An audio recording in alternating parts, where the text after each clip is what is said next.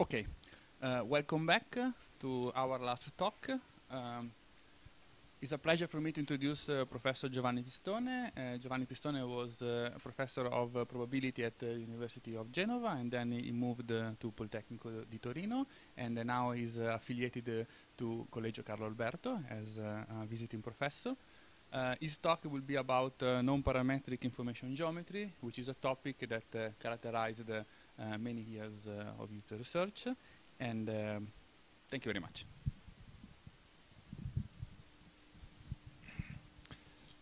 Okay, thank you for the invitation. Sorry about that. Is it working? Microphone. Okay, thank you for the invitation. I must start with a disclaimer. So I'm going under the heading computational information geometry, and this is a lie because I have nothing computational in my talk. More precisely, I've been invited to give a lecture on information manifold with Houches spaces, and I took this invitation literally. Sorry about that. And so I prepared my lecture notes because having been a student in France, I learned that when you teach, you have to write your course. It's compulsory, correct? So I have these notes, and these notes are on my web page. On my web page, where here, draft lecture notes. So you can see there if you don't want to follow on the screen. Second word of caution. Why should I talk about this topic, and why anybody should care about what I am saying about this topic?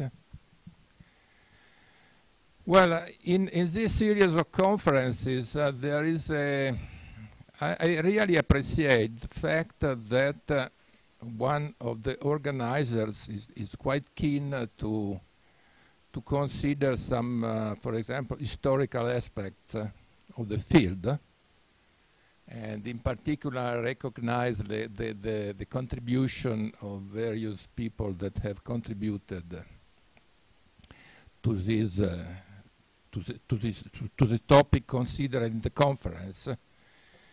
And in fact, one of my qualifications is that I do have a loose connection with Jean-Marie Souriau, in fact.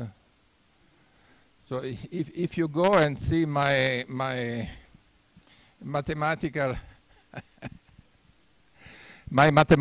tree, well, you see first of all, with I hope with some confidence, that it is almost all French.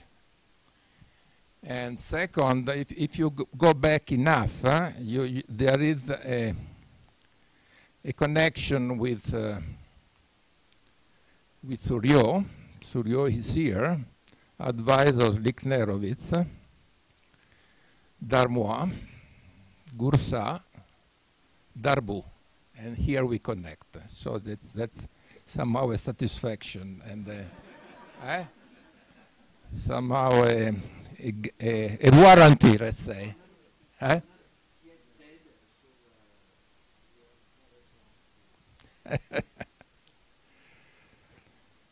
And the second,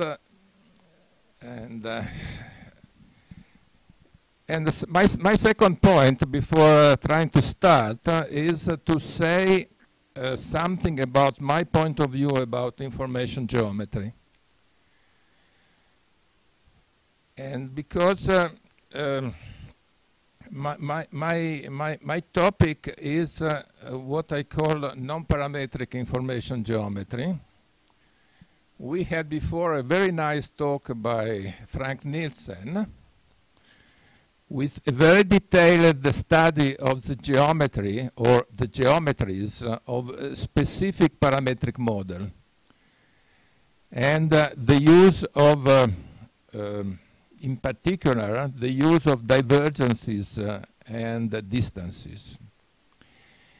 But there is another possibility, and the other possibility is not to consider at all any parameterization, and see if there is any possible geometry naturally attached to the totality of probability distribution. And if this is possible, any specific parametric model could be considered in some sense a submanifold of the largest one. And so I have this scheme. This is more or less my personal reconstruction of the history of the field, of a version of the history of this field. So first comes, in my opinion, Ronald Fisher.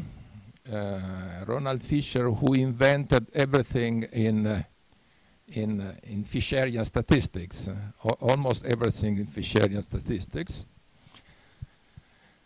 And most importantly, Fisher does the following computation.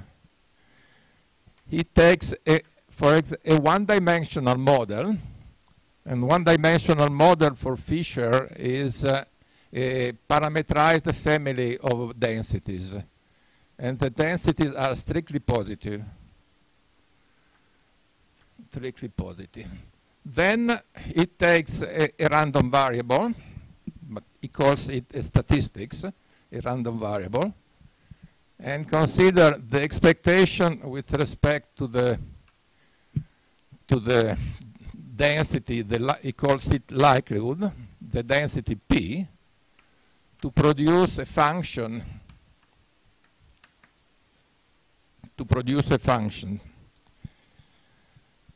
And then he does the following computation. I know this is quite classical. Everybody has seen it in any statistic course. But anyway, I want to do the Fisher computation and make some comment.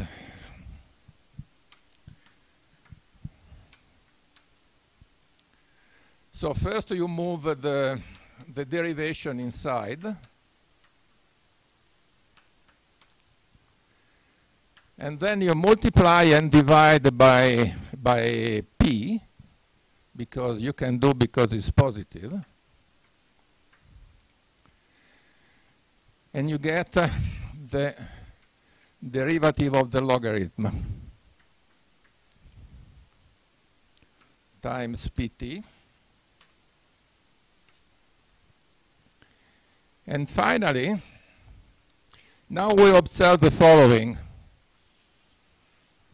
The integral of the derivative of the log has expectation 0 with respect to p theta.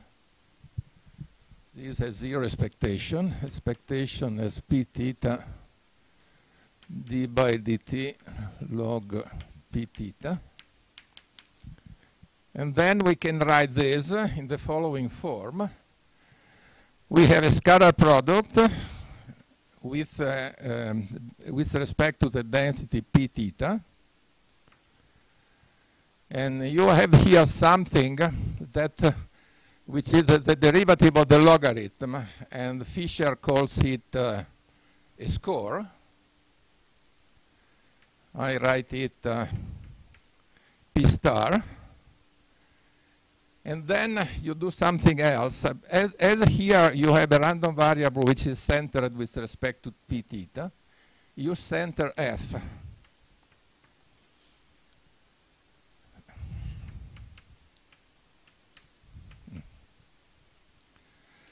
So the final result is the following. You have that the derivative of this function is expressed as a scalar product with a term that represents the velocity of variation of the models. The velocity variation of the model is called is computed correctly with respect to the logarithmic scale, because it is a frequency. So this is a velocity in my interpretation. And in the interpretation of Fisher is some sort of sensibility variable. And here I have another centered random variable. Well, I have a scalar product, I have a velocity, and I call this a gradient.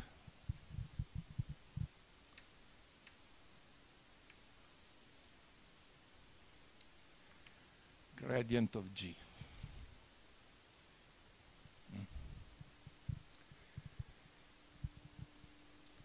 So, and this is what is done by Fisher, and Fisher goes on, and he says, now we are going to compute evaluate the sensibility, and to evaluate the sensibility, we want to compute the variance of the sensibility, and this is Fisher information.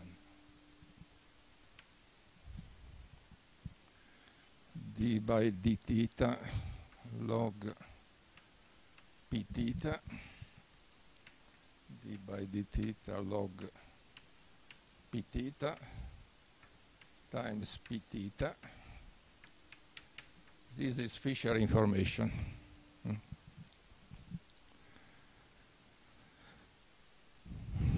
So I want to stress the following, that that Fisher in the original construction is interested to compute do a sensibility computation with respect to the model of his model. And second comes Rao, C.R. Rao. This object, of course, as a multidimensional version, being a variance is positive definite. And Rao remarks that being a definite positive asymmetric defines a Riemannian metric on the sphere. Oh, sorry, defines a Riemannian metric. And also he observed that this Riemannian geometry can be put in correspondence with the usual Riemannian geometry on the sphere. This is Rao contribution. Now this construction by Rao is called the Fisher-Rao or even Fisher metric. Well, last time I checked, C.R. Rao is quite unhappy about that because he considers that the geometric point of view is absolutely his contribution and not Fisher contribution. Now,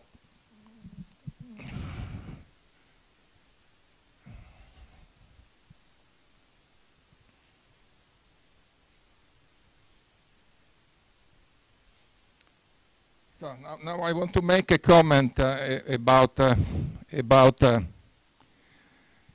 Rao contribution. So Rao makes the following remark: take the simplex of probability functions, and to each probability function you compute 1/2 the square root of p,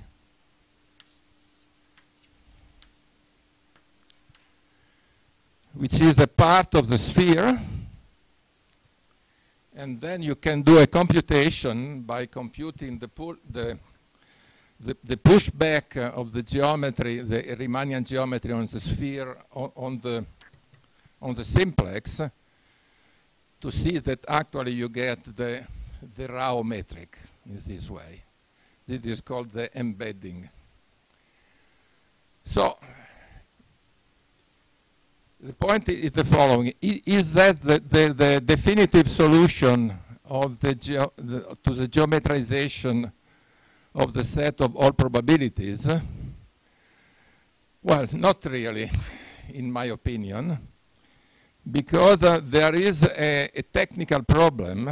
If you go, if you stay in dimension, finite dimension, it works. If you go to infinite dimension, it is indeed true that the Hilbert sphere is a Riemannian manifold, but it is not true that the positive part of the sphere is open. That's not anymore true. And then you have an infinite dimensional sphere. You want to consider a part which is where the functions are greater than 0. But near any, if the space is continuous, near any function which is greater than 0, you have to change on a small set sign. And if you can take the set small enough, you have another function which is on the sphere with the same norm, this with the same norm, but it's not positive. This means that the set of positive function on the infinite dimensional sphere is a set which is not open, with empty interior. And I am not good enough in geometry to say what this implies. For sure, is not this subset is not anymore a Riemannian manifold. It's something very similar, but not a Riemannian manifold. So the problem of finding a non-parametric thing and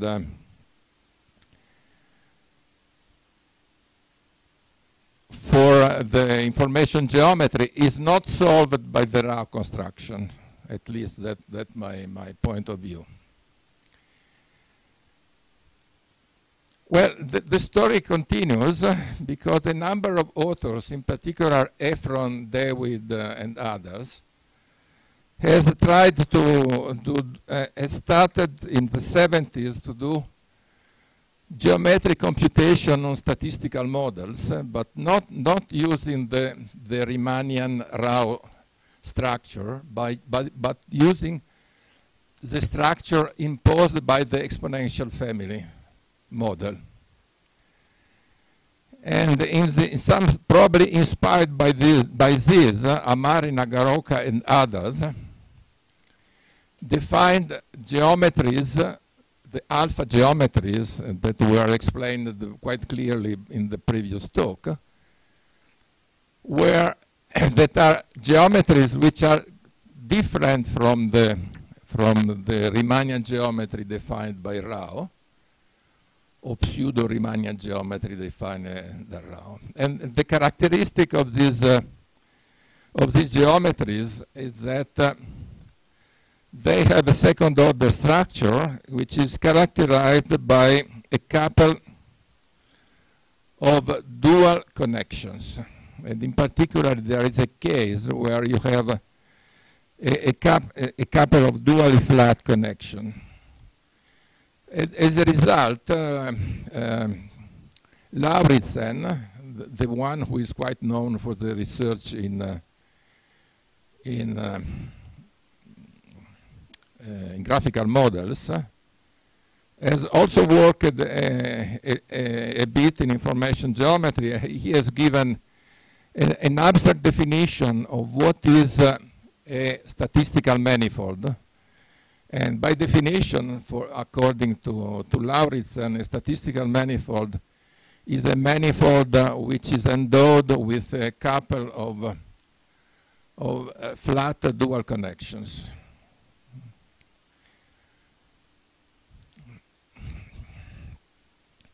Now, there are many other talks in this in this area, but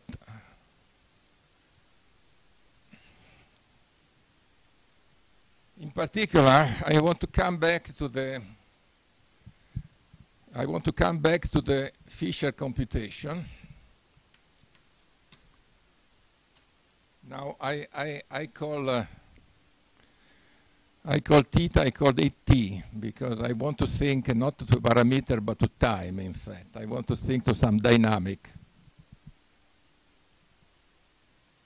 The integral f p theta d mu, pt d mu, is presented as a scalar product in pt of f minus the expected value of pt of f and the score.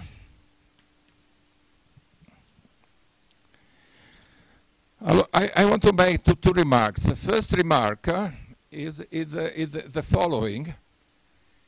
You could have the impression that this construction, taking the derivative, dividing and multiplying by a positive density and observing it is the derivative of the logarithm, is artificial. But it's not. It's something much less artificial, it seems. So if you go to the book Information Geometry by Ang van Leeuwen and co-workers, you find there the following very nice argument, I think.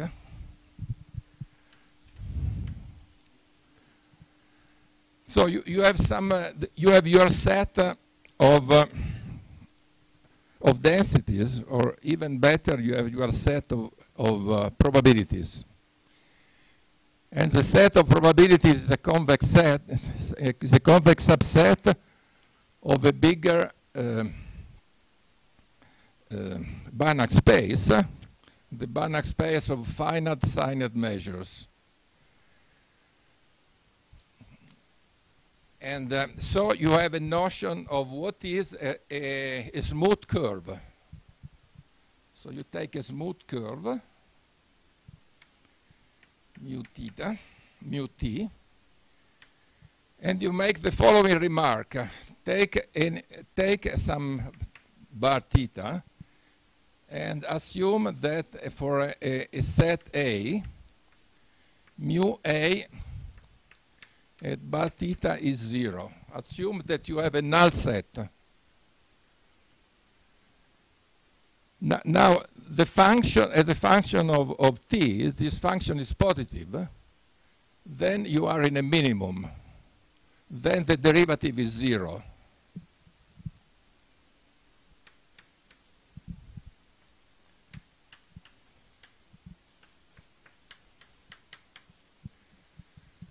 Then the velocity of a probability model without any assumption about the probability model, but assuming only the smoothness of the curve, is absolutely continuous. Is absolutely continuous, and so you can write mu dot t equal integral d mu t with respect to the density. And this density is exactly a score. So the score is defined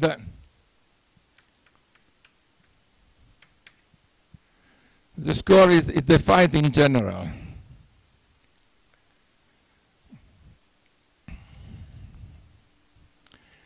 Actually, I found this argument on the book, but I don't know who is the author of this.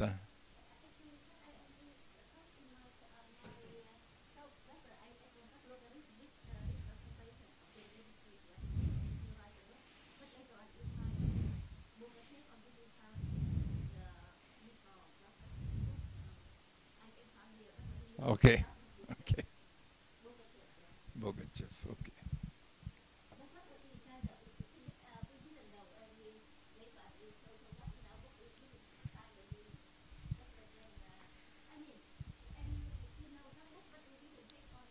Well, but this is a sort of argument that you can maybe you don't care until you don't have any application. In this case, it's quite important as an argument because it shows that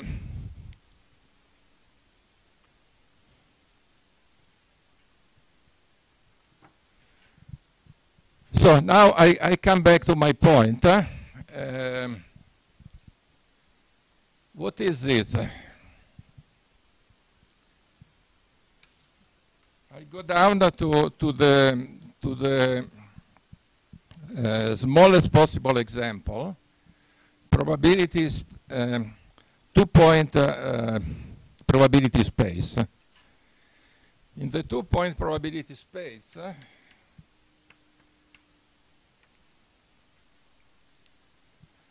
this is a simplex of all probabilities, and this is a specific probability, and this is a space of all random variables which have expectation 0 with respect to p.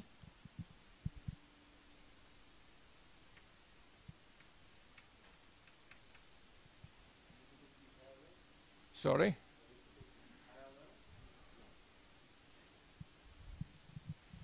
No, it's just the orthogonal.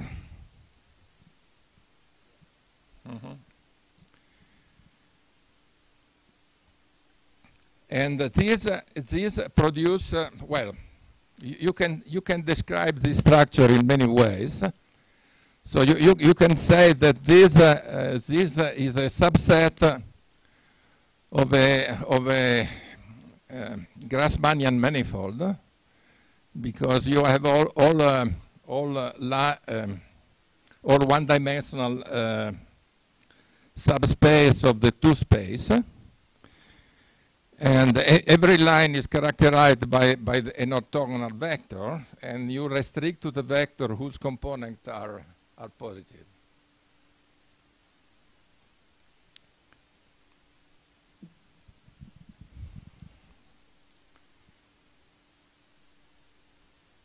And so there is also many other possibilities. It's a very basic mathematical structure. I prefer to say the following. I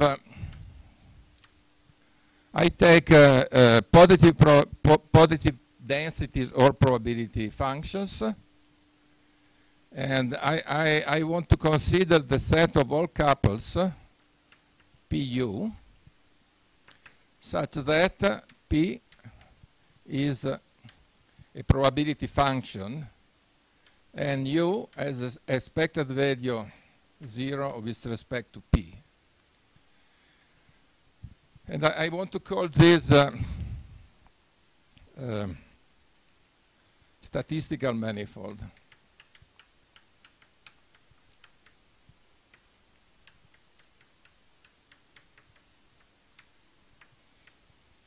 Well, this object is not new. If you take U as in an Hilbert space, this is a known object in statistics. It's under the name of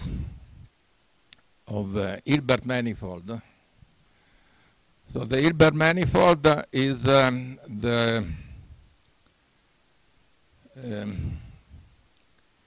is a set of couples where you consider a probability measure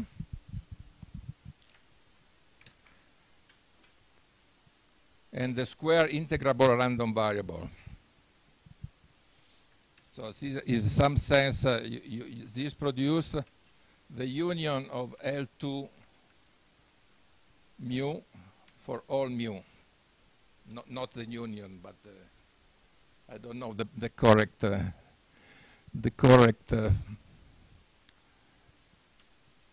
this is a bundle.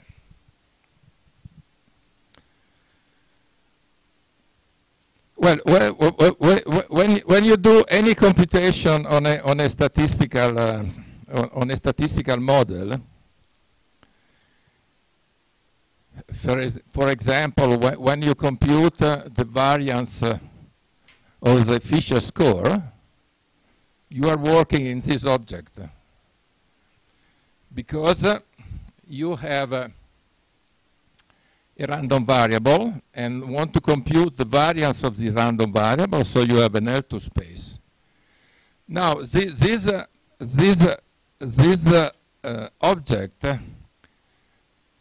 as the Rao sphere is not trivial.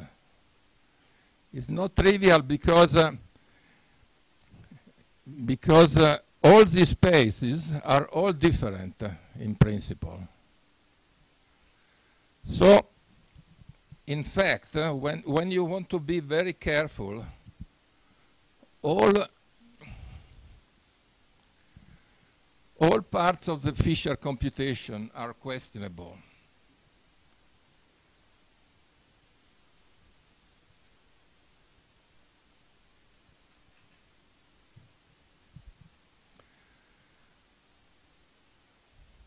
The starting point of the Fisher computation is the following. I write it again.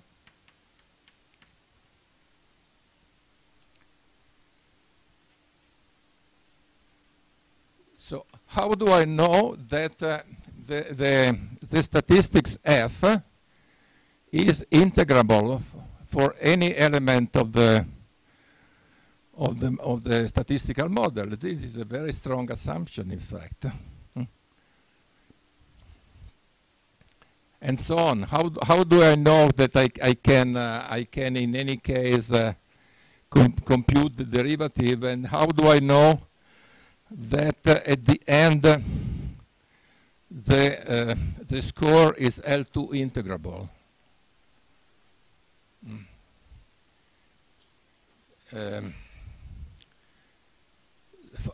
For example, in the very general Ong-Van Le theory, this is an assumption. The fact that at the end this is L2 at P. This is not trivial because we have to remember that in statistics we don't have a fixed probability measure and only the random variable are moving. You are moving at the same time random variable and probabilities. And you want something which is continuous and differentiable and so on in both variables, which is a difficult condition. So of that there is a very general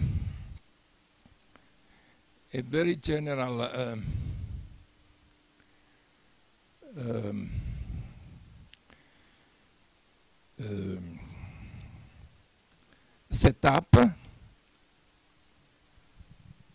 from the book Information Geometry. There are solutions based on the assumptions on the regularity of the densities. For example, C infinity. There are solutions based on argument similar to the construction of Wasserstein geometry. And there are arguments based on metric argument. So putting a metric or a divergence on the probabilities does not solve the geometry problem, but there are special measures, special divergence that are associated to metric geodesics in such a way, I mean, to have a geometry, a metric is not enough. You need to have at least a geometry that defines geodesics to do some geometry. And some of the divergence do have this property. This is another solution. And third, there is my solution, which is very special, but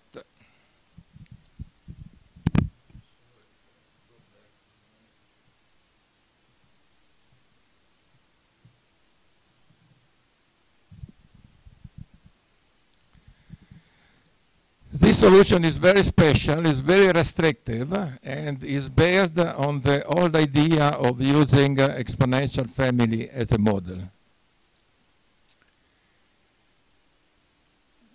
And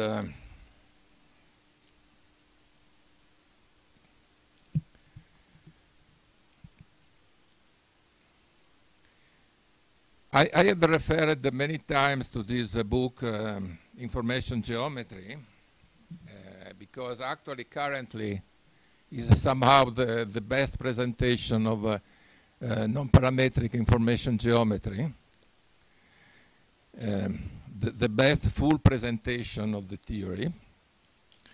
And they were kind enough to include in the book a section about my own theory, where they explain, kindly explain why I am wrong. And why you have too many assumptions on my back. Yes, it's true, I have too many assumptions, but I cannot get rid of in any way.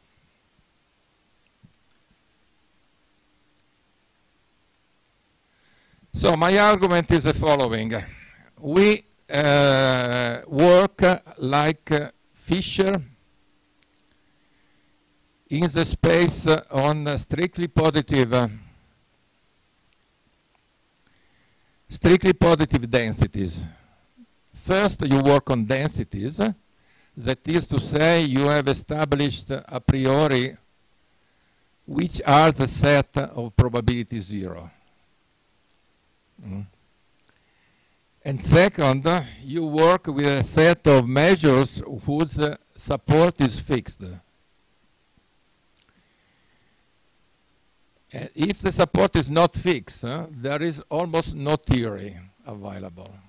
There was, for example, a short passage in the previous lecture where Frank Nielsen introduced a symmetrization of a symmetrized divergence based on the combination of two divergences in such a way that the two densities must not have the same support.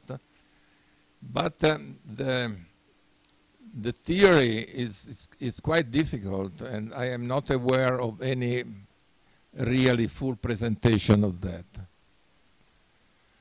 So, densities and strictly positive density. Now, every strictly positive density is an exponential of something. That's correct. That is to say, when I open a book of statistical physics, they say this is a Gibbs distribution, exponential of minus u. But this is not an assumption. This is the general case of any density, strictly positive density. In fact, there is no assumption at all. Second, you can move a little on by observing that you can change your exponent to another variable and compute a normalizing constant, a partition function, let's say. That what is done usually. And third, you can observe that you can move your partition function in the numerator by taking the logarithm of the partition function. And this is done everywhere, and this is not an assumption, I insist. I'd like to add a further specification and specify, let's say, a ground state. There is a density which, with respect to which the density is represented, and this is done well, this is actually a requirement that comes from Fisher. So Fisher is very keen to claim that you cannot base your estimation on the likelihood, but you have to make your estimation using the likelihood ratio. So there is some sort of invariance to be preserved in the representation of densities.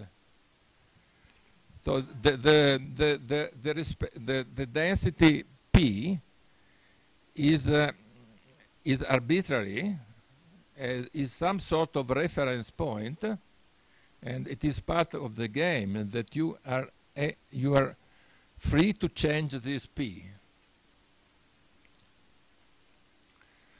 So the only assumption I have here is that the Q is integrable, that is to say that the exponent is quasi-integrable. In the sense that in y direction is the integrable is bounded. And second observation is that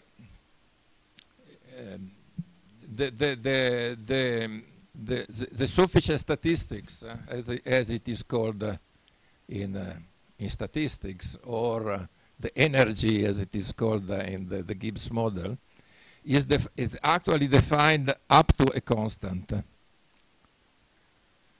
Because you can add the constant on both sides, and this cancels, and you get anything. That is to say,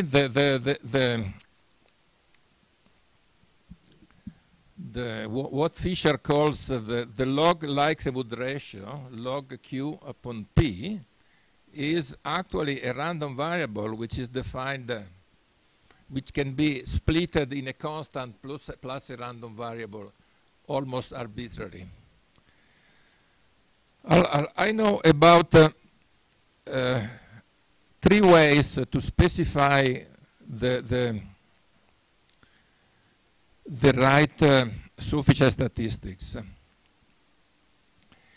And one is the specification you find in some computation in statistical physics, where you take H is some energy, the energy is positive, and the minimum of the energy is 0. Then you put this H in the exponent, and you proceed by a minus theta to produce a Gibbs model. And this specific U is specified by the fact that the maximum is negative and the maximum is 0. So this is a specification that identifies a unique representative in some sense. So if you want to use this method and specify a unique representative, you have to compute the maximum of the log likelihood as a constant to subtract, and this is an assumption because you are working with all densities such that Q upon P is bounded, which is a class that has been actually mentioned twice in this conference, where Q is bounded by a constant of P, where you can use a rejection method or something like that in simulation. So the energy representation requires an assumption. Now let us make another possible assumption. Let us assume that the sufficient statistics is not just quasi-integrable, but it is integrable. So I can say, I can compute the expected value.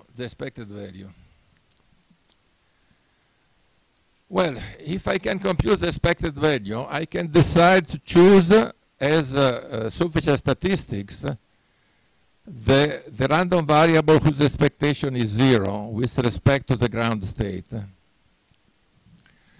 And this produces a specific formula for U,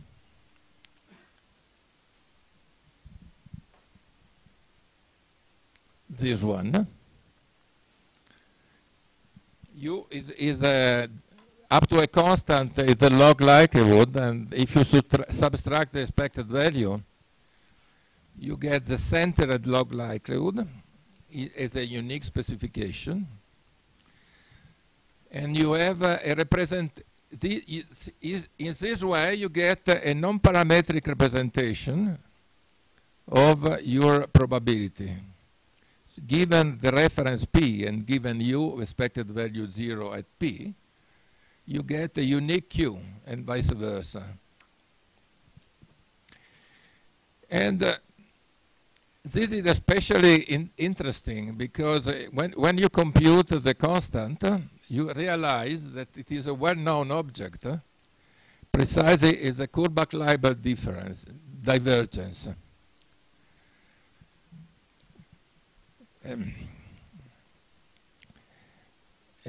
Because you have to compute expected value at P log Q upon P, which is minus the Kurbach-Leiber divergence. So again, this, in some sense, the Kurbach-Leiber divergence is not a special assumption about divergence. It's somehow fully natural and come just from the decision to represent the probabilities exponentially. Well, there is a third way to represent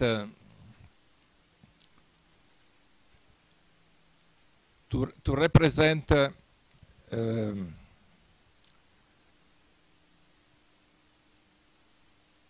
uniquely the exponent. I call it the retraction, but is an argument that has stronger statistical background and also has a stronger physical background, in the sense that you don't want to center with respect to the ground state, which because in some sense is arbitrary. What is not arbitrary is a current probability. So you can decide to center your exponent with respect to the current probability, which is quite intrinsic.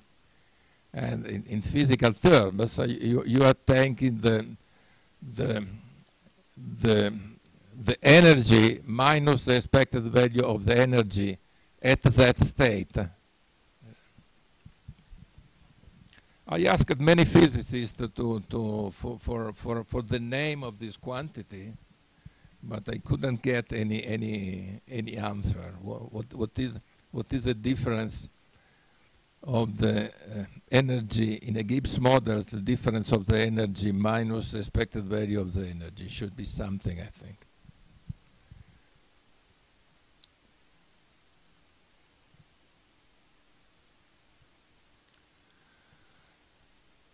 So, in conclusion, I want to find a theory of the following type. I'm going to point 1, 2, 3, 4. First, I want a family of Banach spaces of centered random integrable random variables, one for each distribution P. And this is the equivalent of the fibers of the Grassmannian.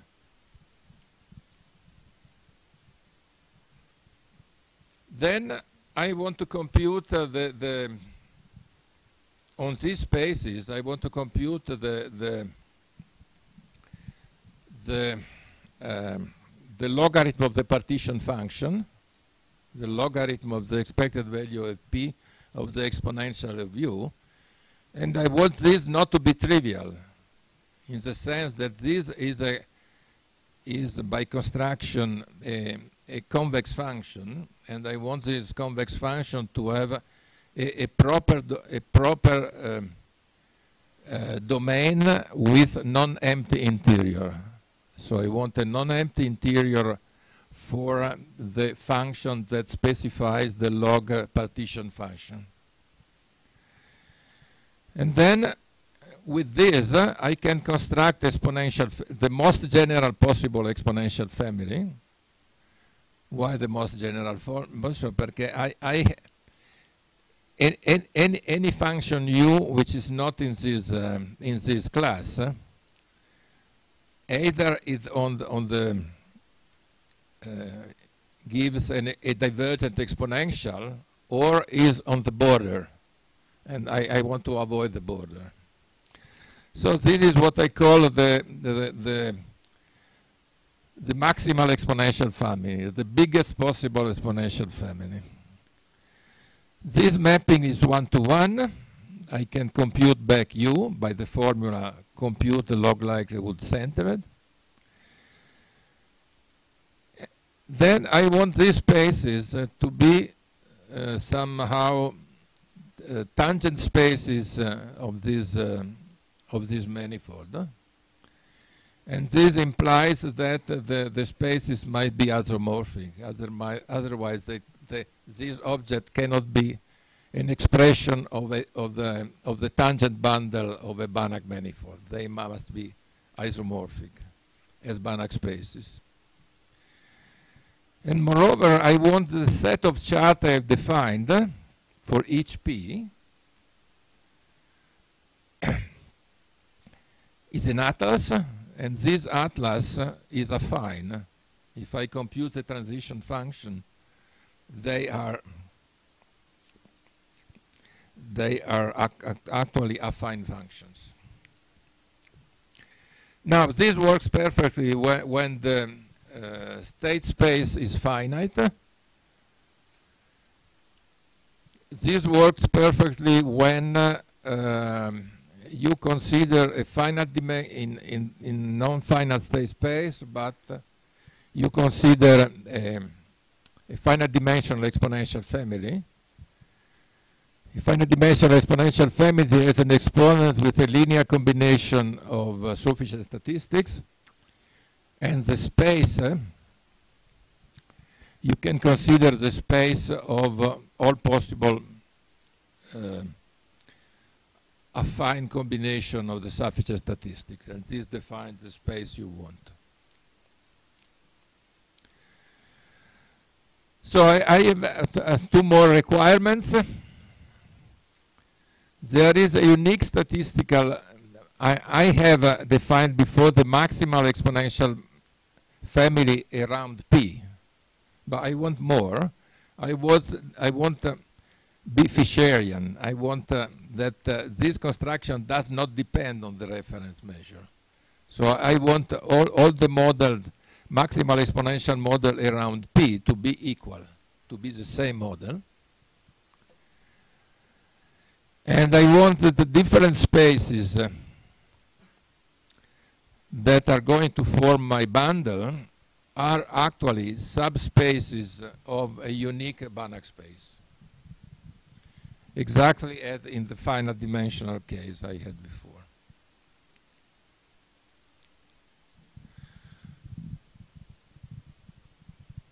So it is a lot of assumptions, but I try to explain that actually this assumption in some sense cannot be reduced. So I have assumed that all the density are positive. I have assumed that the exponent is integrable, and I have assumed that the space of random variable that can be exponent is actually a Banach space. And let's say that none of these assumptions can be reduced. without destroying everything. I cannot cancel any of these assumptions and still producing some version of information geometry.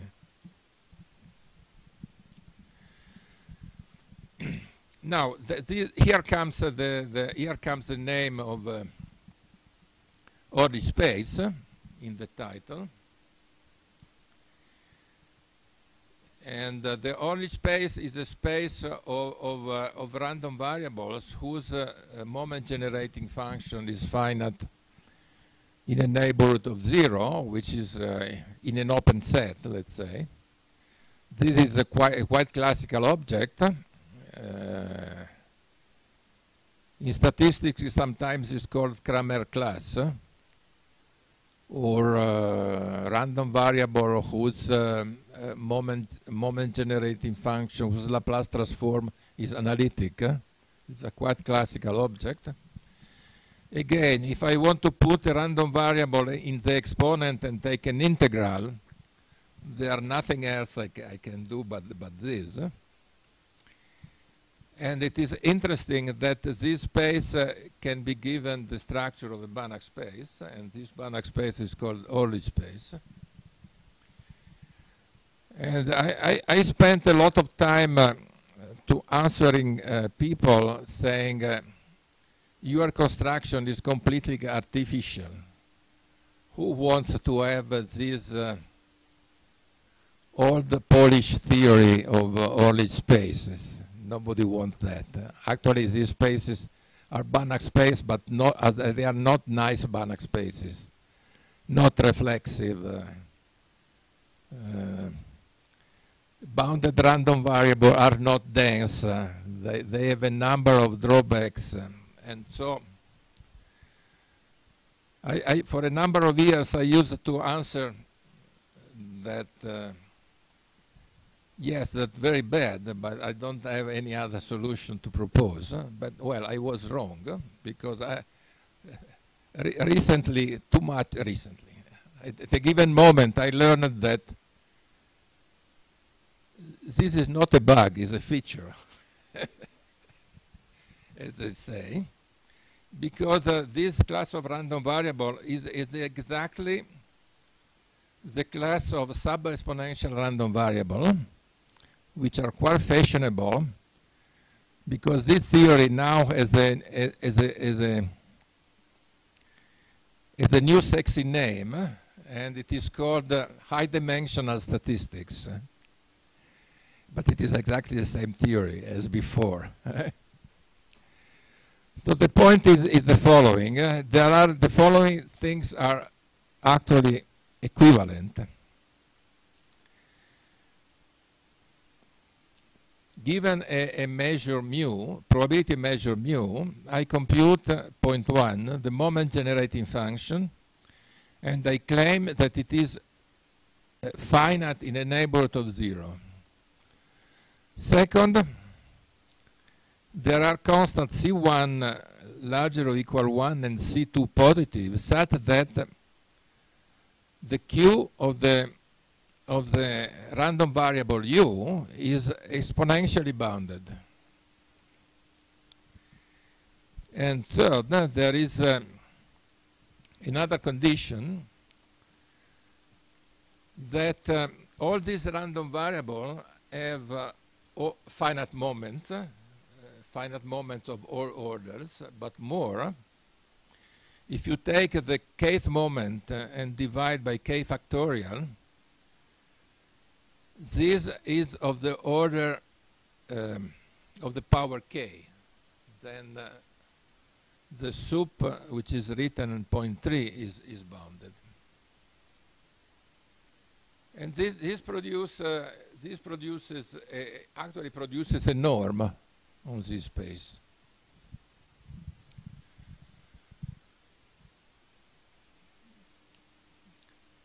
So, as I said at the beginning, I'm sorry, I put in the proof, because I was thinking for two reasons. Why I was trying to produce lecture notes, and second, I must confess I am too old and too slow to follow an argument at the speed of slides. This goes too far for me, it's too quick for me. And at the end, when I write a slide, I am never sure I am right or I'm wrong. So I decided to write down the proof. Sorry about that. Now we have this form, cosine. Hyperbolic cosine was already in the lecture by Frank Nielsen, because we want to bound exponential of something and exponential of minus something. So in some sense, the simplest thing is to say that the random variable u is such that there exists a positive constant such that the hyperbolic cosine is integrable. There are many other options. You can take the exponential of the absolute value, or exponential. A popular choice is to take exponential of x minus 1 minus x, because this is a convex function, whose convex conjugate it gives the the x log x class. So it's a classical computation. Here I take cosine. So I define the space, the exponential space with respect to mu. And this is a Banach space. It's quite easy to prove, because sorry, I switch off my.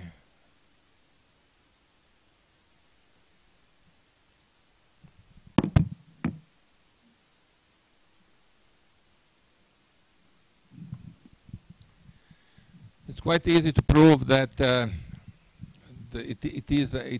by convexity. It is quite easy to prove that it is a vector space, and also it's easy to prove that the supremum of integral of the power k divided k factorial square k square root has a supremum that is actually a norm.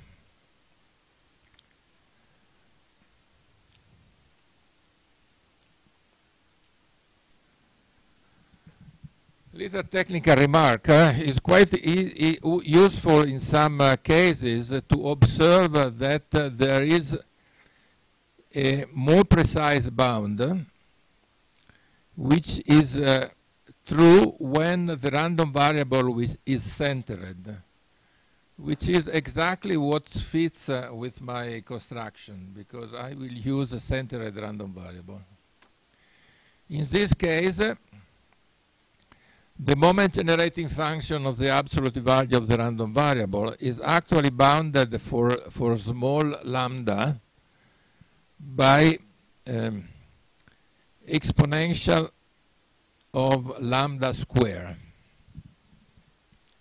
And it is possible to choose the constant, the bound on lambda, and the bound be in the exponent according to the norm of the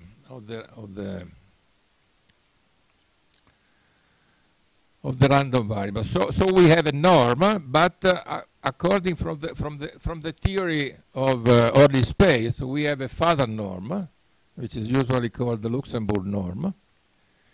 So in the Luxembourg norm, you simply say that when the integral of hyperbolic cosine u minus 1 is smaller than 1, that the closed unit bar of the Banach space, that these two norms are actually equivalent.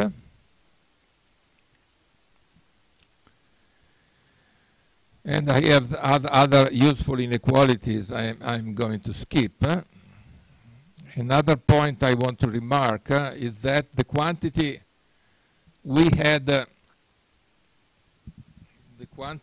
had, we said is bounded.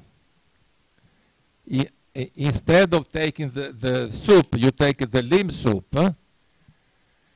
And now is the inverse of the radius of convergence of the expansion of the expected value of the exponential. And this gives actually a bound. Well, this gives the expansion of the moment generating function, which is quite well known, but also gives a bound of the moment generating function in terms of the norm that has been defined.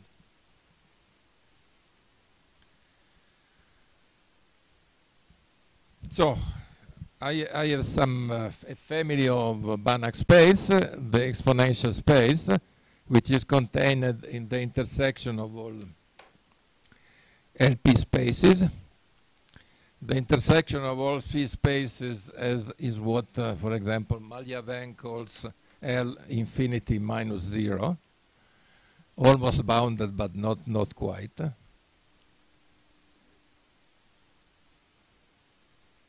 And this is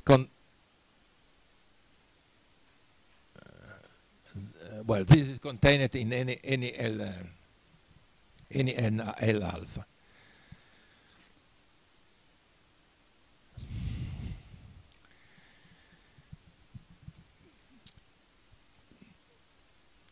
One of the problems with this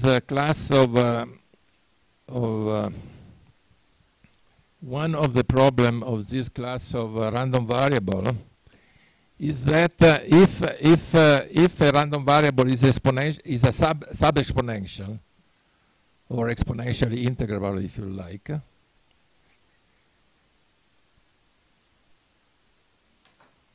the square is integrable, and actually the square is integrable for all LP because it's an intersection of all alpha, but it is not exponentially integrable, which is bad for computations in information geometry, where you see you get quite easily square and products of random variable when you try to compute some second order quantities like acceleration or Christopher symbols, etc. In this theory, you get squares.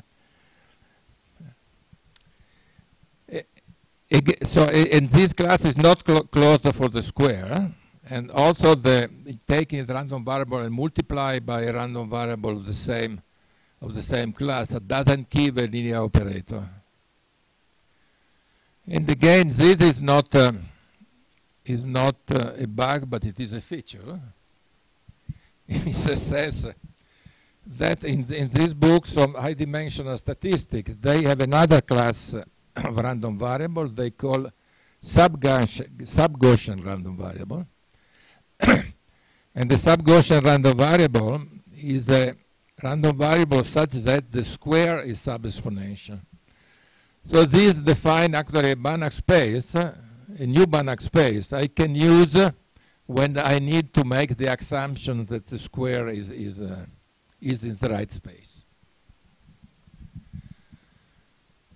So in my note I skipped this. This is an aside and is an explanation of why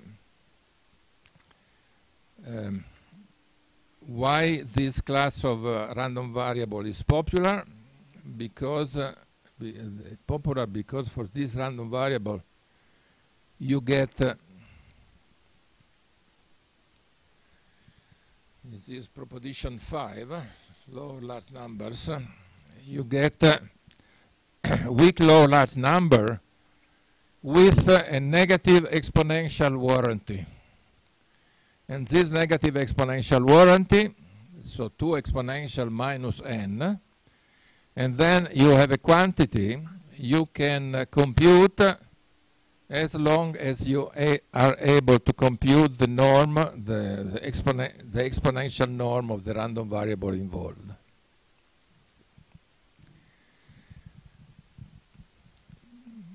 So, okay, I'll move on.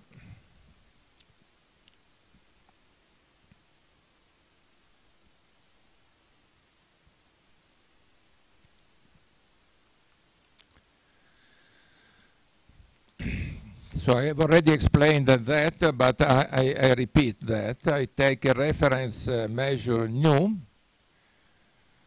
I take a positive density q, and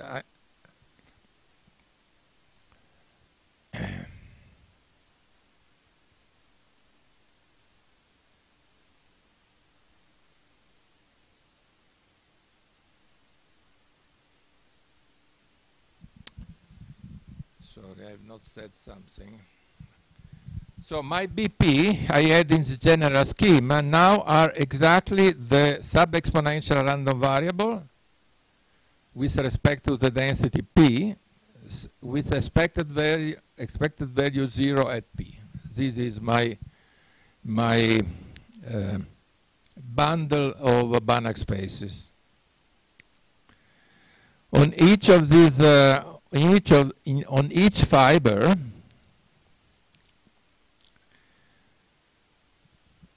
sorry, disregard this Q, the Q should be P for each P in positive densities.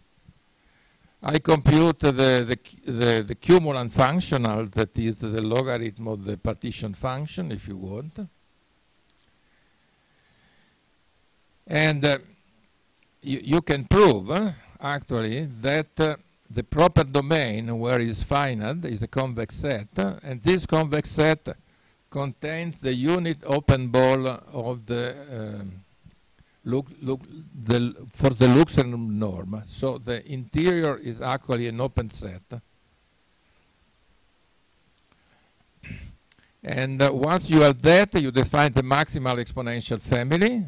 The interior here is called as SP. For each u in SP, you take the exponential family with normalizing constant minus kp of u, and this is a maximal exponential family. Now this is not enough. Now I want to prove two important things, which are the key of the theory. Without that, the theory would not work at all. I need to prove two things. That this model does not depend on P, and I need to prove that all the BP space are isomorphic as Banach spaces. So I need this quite reasonable definition. Let us take two densities Q and R, and I say these densities are connected by an open exponential arc. If there exists a curve, which is an exponential family, that connects, defined on an open set, that connects Q and R. This is a symmetric relation. And there is an equivalence theorem. This equivalence theorem is being obtained by incrementally proving each item along a number of papers in a long time. Well, there is a following equivalence. Q belongs to the maximal exponential family at P. Q is connected to P by an open exponential arc, is the same property. The two maximal exponential family are equal. The two vector spaces are equal as vector space, and the norms are equivalent. The log likelihood belongs to both the two exponential spaces. And also, the last one is a technical condition that says that the log likelihood is integrable in both directions. I'm skipping the proof.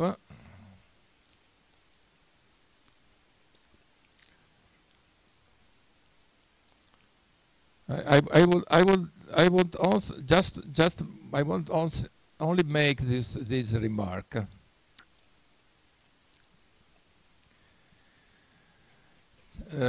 Take for example gamma to be the normal distribution, and take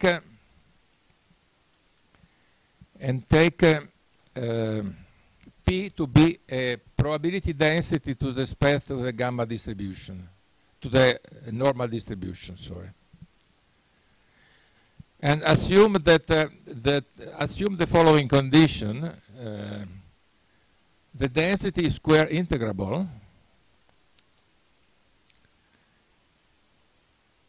and P to the minus 1 is integrable. These two conditions imply that this density belongs to the maximal exponential family of the Gaussian of the standard Gaussian.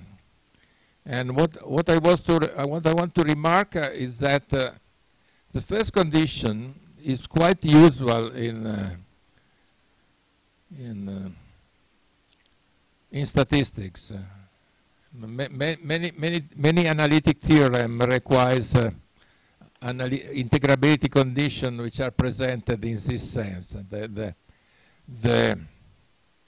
The density to be square integrable.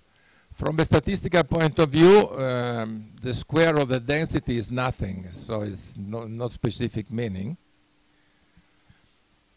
But this sort of condition ensures regularity.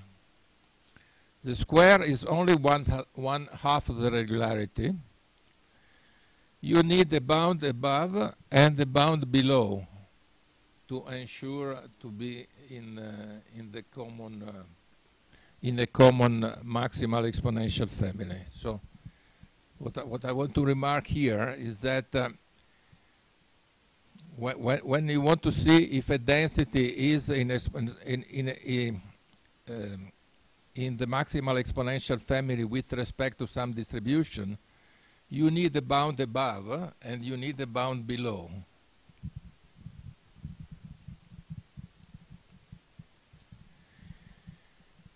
Which is not, again, is not unusual. If you look at the theory of diffusion equation, there are theorems saying that under condition a Fokker-Planck equation has a density, a solution which is a density, and this density has an exponential bound above and below. These are regularity theorem, for example, for partial differential equation.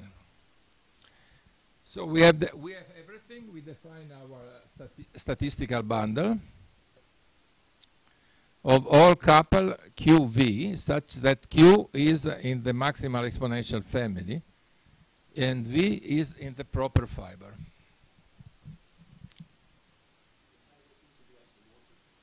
And the fiber are isomorphic, and then after that you define and it's a final construction. This is the exponential statistical bundle. You define a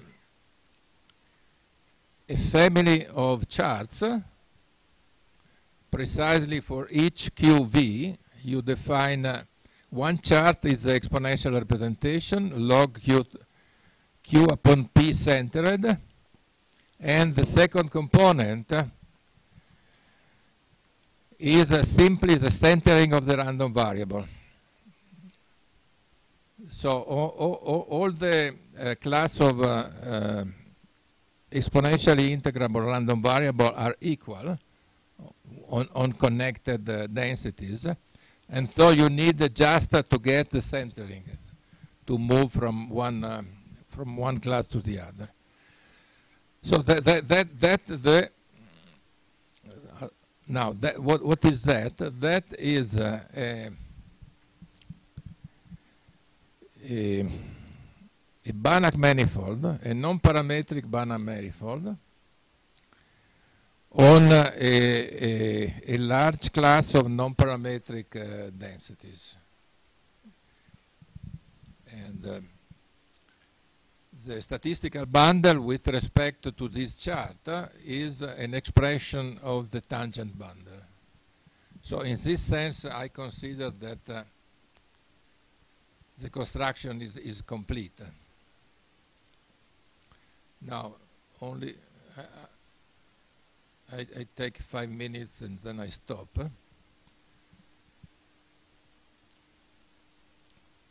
Now, this is in some sense the maximal possible construction, because I have included all possible densities that are representable as exponential family. But there are models, for example, finite dimensional exponential family, much smaller, where the theory works as the same in the same type.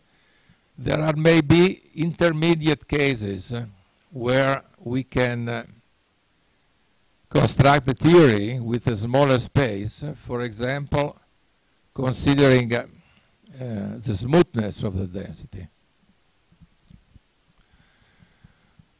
What to do with the smoothness? For example, there is a non-parametric divergence for densities due to Ivarinen, where you take your density with respect to the Lebesgue measure. You ask the density to be strictly positive. You take the logarithm, then compute the gradient of the logarithm, take the difference, norm square, and integrate on with respect to p.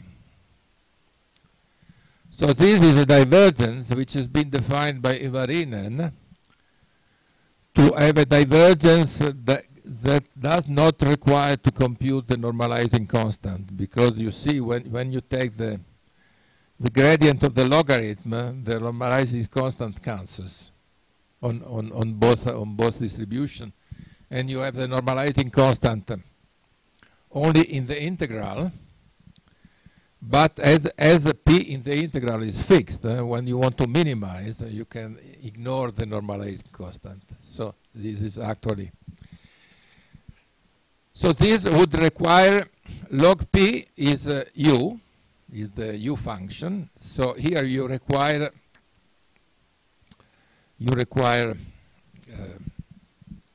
the u function to be differentiable. And then, for example, you want this differential to be in the same exponential class as the original random variable. This produces what is called an Ulrich-Sobolev space. Another interesting application is the inner product by Otto. That is the inner product that defines the Riemannian structure, the Wasserstein-Riemannian structure, where again you take two. Well, by definition, the definition of Otto is the following: you have two functions f and g, whose expected value as p is 0, and then you take the gradient, the scalar product of the gradient, and integrate. And this again is an object of the same type, and presumably some type of Ulrich-Sobolev class will work. Which class exactly, I don't know, because now you can go on and try to do something with derivatives. And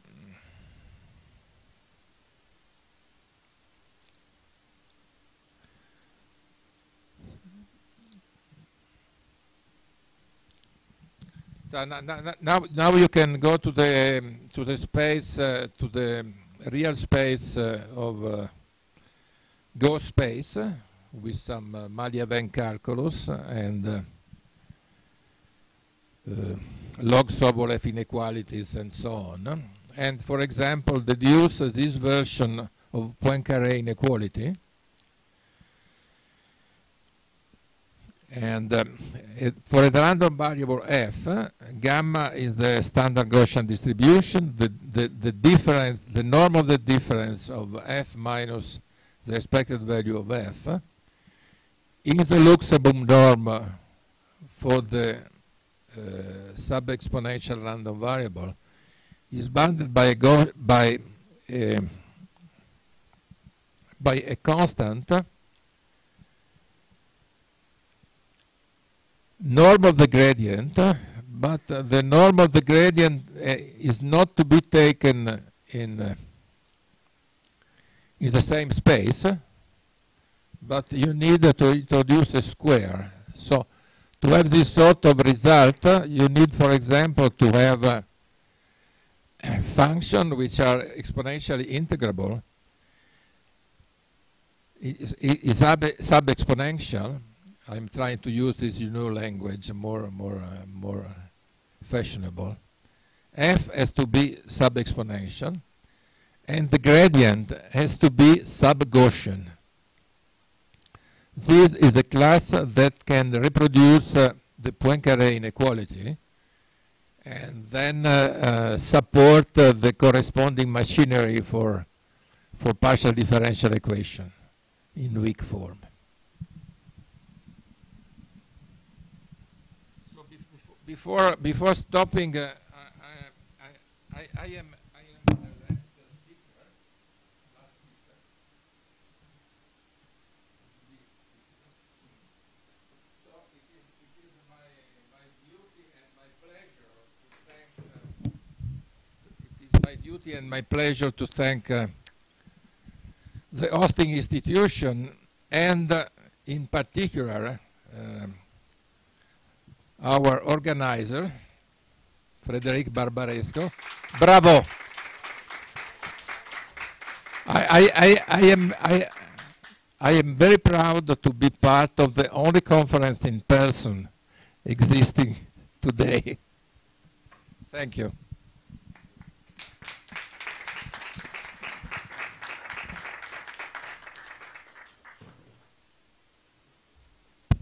Okay, so we have time for some questions. Okay. One property with Gibbs density, that density of maximum entropy for the density you are looking for. You have the same kind of property that the density maximize.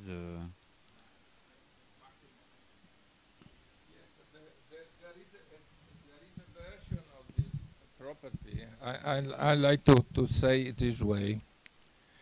Not all densities has finite entropy, but if one density in the class, in the maximal exponential class, has a finite density, all the other have a density. And then in this maximal exponential family, you can consider the surface of equal entropy.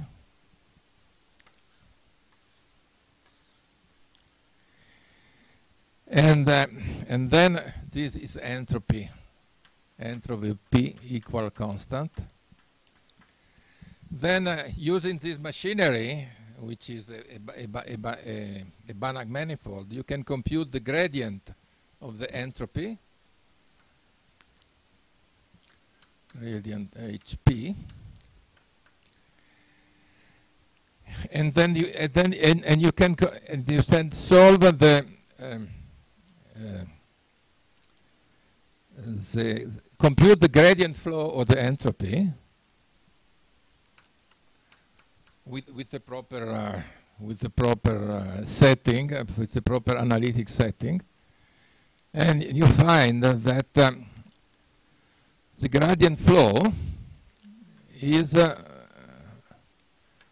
made of one-dimensional exponential families. So the one-dimensional exponential family are the orthogonal, form the orthogonal flow to the surface of equal entropy, which is actually a geometric version of the characterization of the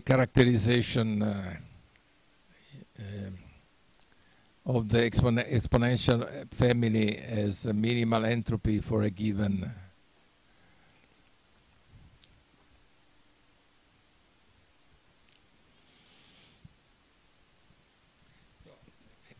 Anyway, all usual computation must work. In some sense, it's done for that. We have another question. Could you say something of the technique of the zeroing the probability to find? Seems like you go to a distribution of zero probability as a technique. Zero probability. Yeah, zero probability. The expectation value. You use the technique to go to the expectation value of zero probability, and that gives you some. Okay.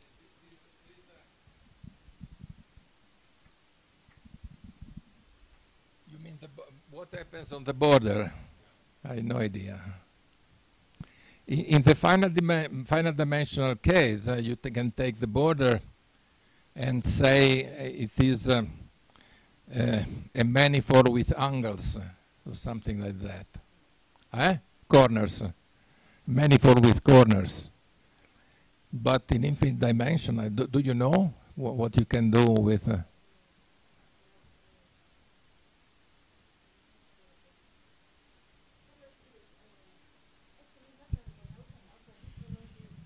notion of the diffusion in the book by Iglesias, Sam Moore, that he considers for such kind of singularity on the any dimension.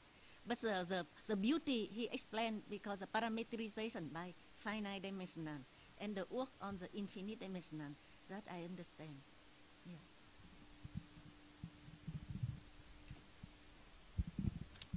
Okay. Any other question? No? Okay, so let's thank speaker again, and also let's take this opportunity to thank the organizer again.